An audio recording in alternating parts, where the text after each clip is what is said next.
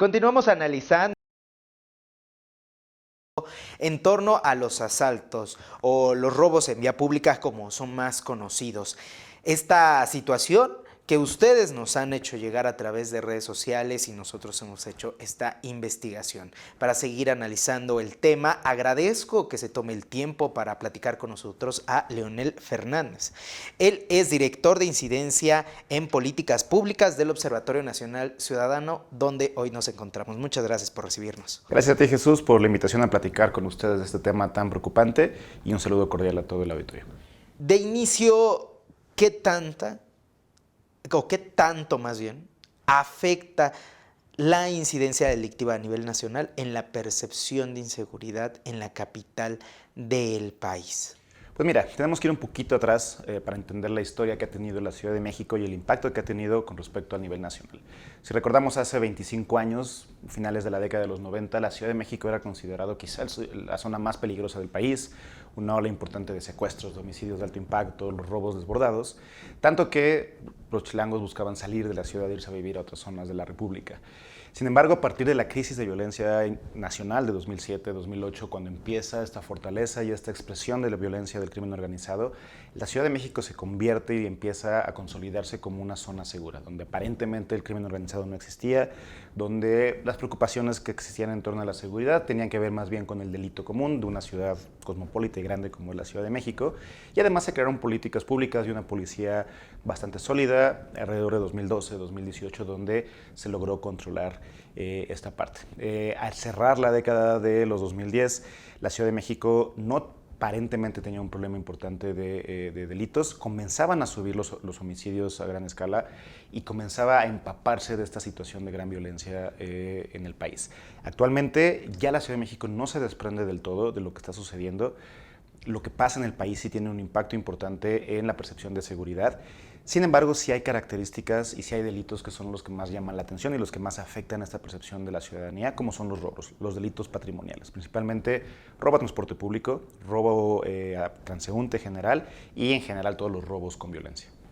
Robo a negocio podemos tener en esta situación. Vemos recientemente videos que se hacen virales, pero ¿qué tanta nivel de seguridad puede tener un ciudadano que vive aquí en la capital del país por medio de las cámaras de seguridad y por medio de los policías? ¿Y qué tanta diferencia hay conforme a nivel nacional?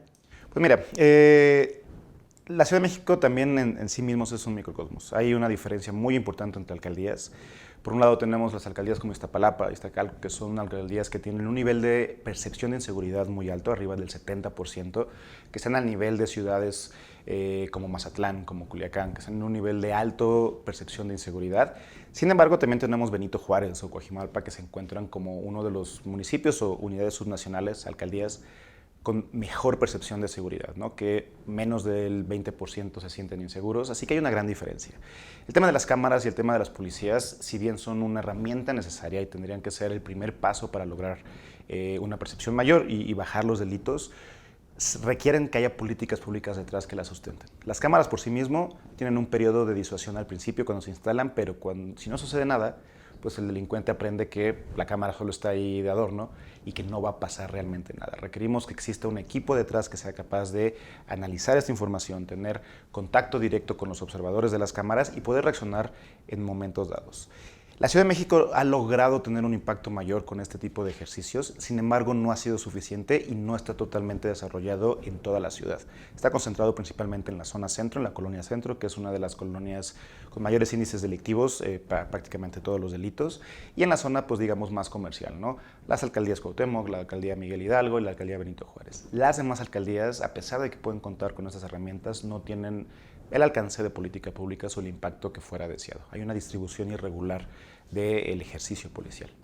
En torno a esta situación y lo que nos ha traído aquí es este delito de daño patrimonial, como le llaman, el delito de robo en vía pública, mejor conocido como los asaltos. Llegan y te atracan, te roban tu celular, tus recursos, todo. Llegan y te asaltan en vía pública. En torno a este delito, si comparamos de enero a abril, tomando estos meses, este periodo de meses de 2019 a 2023, comparando el mismo periodo de meses de cada año, vemos una reducción del menos 56%. Estos son datos que ha dado el propio presidente de la República en la mañanera, ustedes lo podrán observar, toma también el gobierno de la Ciudad de México. Pero si comparamos por año, vemos que tiene pues una diferencia mayor. Por ejemplo, de 2019 a 2020 hay una reducción de menos 24%. Para ir desmenuzando estos datos, ahí vemos un impacto de la pandemia sobre la reducción de este delito en concreto. Por supuesto, la pandemia es un factor que debería de ser integrado en el análisis policial para la decisión de tomar nuevas políticas públicas, porque por supuesto que afectó no solamente la vida diaria y comercial, sino la incidencia delictiva en estos delitos patrimoniales. El delito se compone de oportunidad principalmente. Los delitos de robo son por oportunidad, es decir, ir en la calle, ir desconcentrados, ir con prisas, y que existe esta disponibilidad de poder cometer un atraco y huir de una forma fácil sin ser observados. Son como los tres componentes. Cuando sucede la pandemia y el encierro, pues ya no estamos en las calles, ya no hay esta posibilidad o esta oportunidad de cometer el delito porque no hay gente en las calles. Y también es mucho más difícil atracar a los que estén en la calle porque hay ligeramente más vigilancia. Al haber menos gente, es mucho más fácil ser observados. Y es evidente en el cambio al ver las gráficas exactamente entre marzo y abril, entre febrero y marzo, marzo-abril, cómo caen los delitos patrimoniales. Prácticamente todos los robos, no solo en la Ciudad de México, sino en todo el país, caen de forma muy observable. Y se mantienen en esta tendencia a la baja durante los mayores meses del encierro, de este confinamiento que tuvimos. Pretender que esto tiene que ver, esos descensos tienen que ver con una política pública, sería tapar el sol con un dedo y olvidar que el problema todavía ahí existe. Y va a generar que no existan políticas públicas de protección, de prevención y de reducción de estos delitos. El problema no solo es ese, sino que hubo un cambio del comportamiento criminal. Los delincuentes no se quedaron con los brazos cruzados, la pandemia no los hizo cambiar de opinión sobre que estaban haciendo mal a la sociedad, sino los hizo generar, lamentablemente, cuestiones de inteligencia, claro, para hacer otras formas de delitos.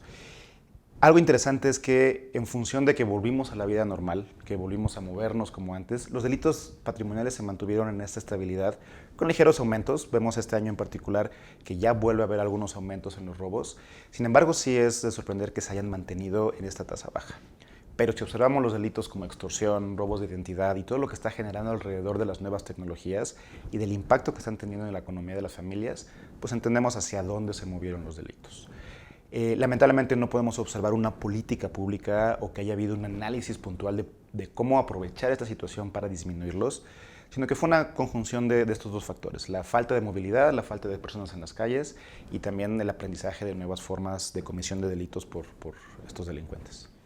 Haciendo esta misma comparativa en años, de 2020 a 2021 aumenta este mismo delito en un 7%, y de 2021 a 2022 suma otro 4% más.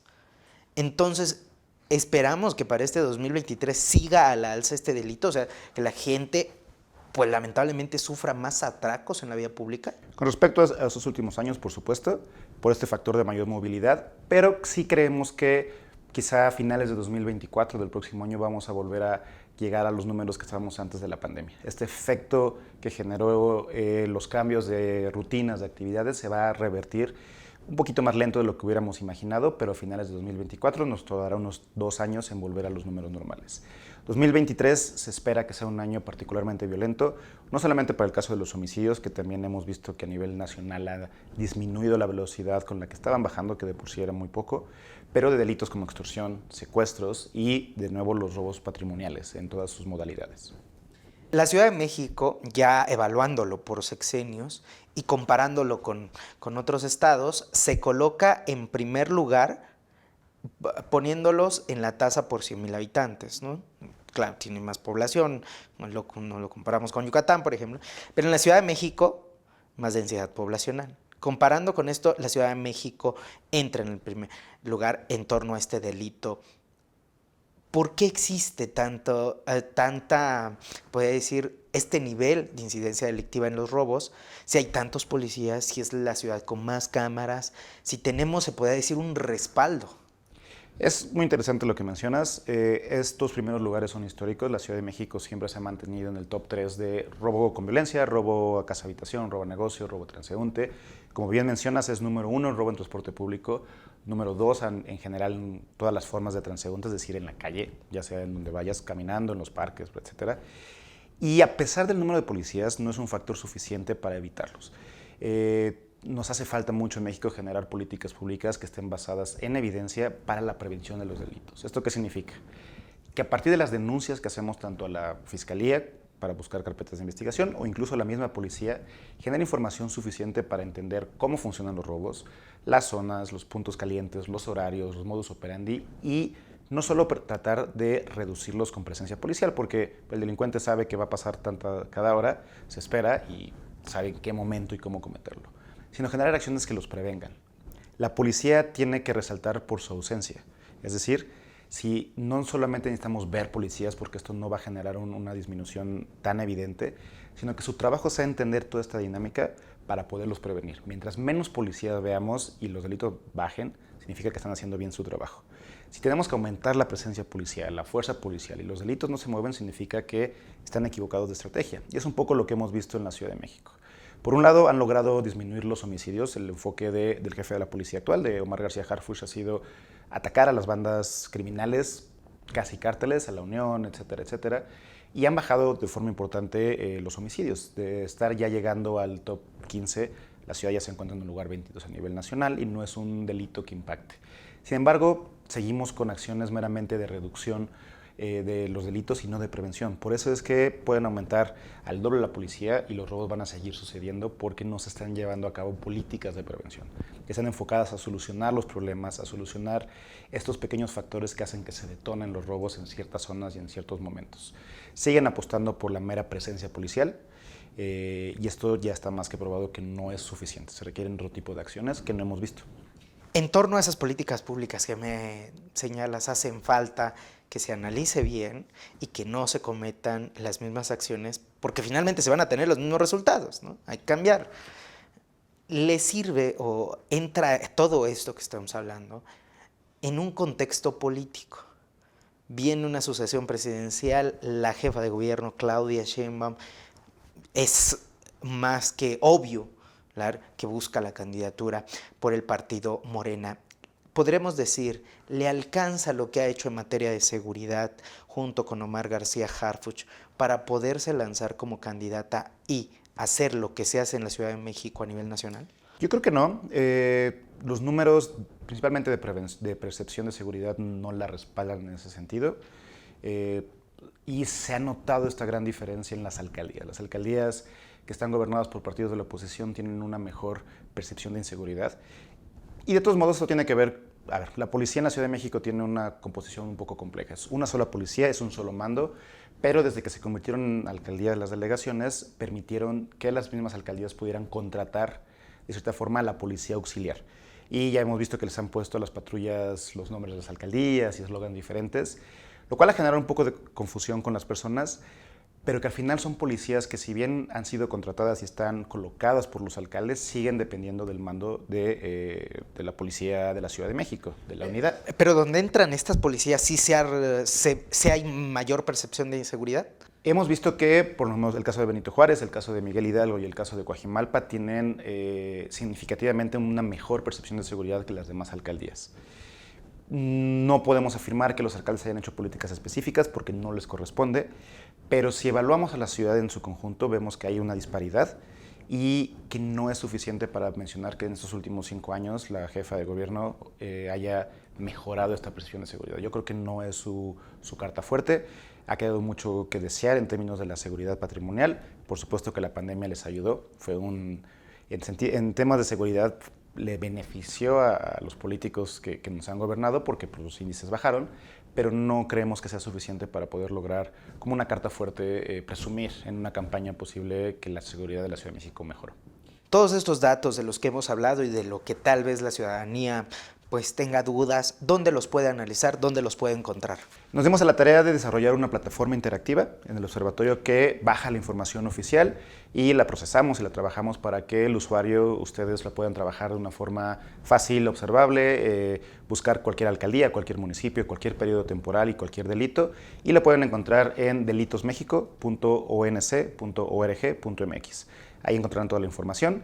Se actualiza los días 20 de cada mes, que es cuando la autoridad nacional sube los datos, y a partir de la tarde de ese mismo día, en función de la hora de que suban los datos, pueden consultarla, y pues es la información más completa que pueden obtener sobre incidencia pública oficial. Son los datos oficiales del gobierno federal. Son datos oficiales, son carpetas de investigación iniciadas en todas las fiscalías del país, concentradas por el Secretariado Ejecutivo, que es quien está autorizado, digamos, legalmente para publicar esta información. Pues algo que desees agregar, Leonel.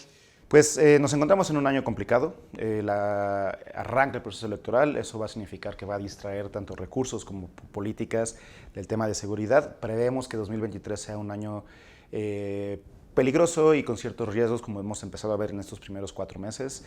Así que recomendarles a todo el auditorio que dupliquen esfuerzos de seguridad, estén en contacto con sus familiares, sean muy cuidadosos a la hora de andar en la calle, y que la mejor forma de prevenir los delitos es cuidarnos entre nosotros, entre familiares, entre vecinos y entre la misma comunidad. Bueno, pues muchas gracias por recibirnos aquí, Leonel Fernández, director de Incidencia en Políticas Públicas. Gracias a ti, Jesús, y excelente tarde. Muchas gracias a todos los que nos siguieron a través de Canal 6 TV, analizando este tema tan importante, no solo para la Ciudad de México, porque aquí nos hemos focalizado, pero también es de importancia nacional, y tomar estas recomendaciones que nos da el Observatorio Nacional Ciudadano.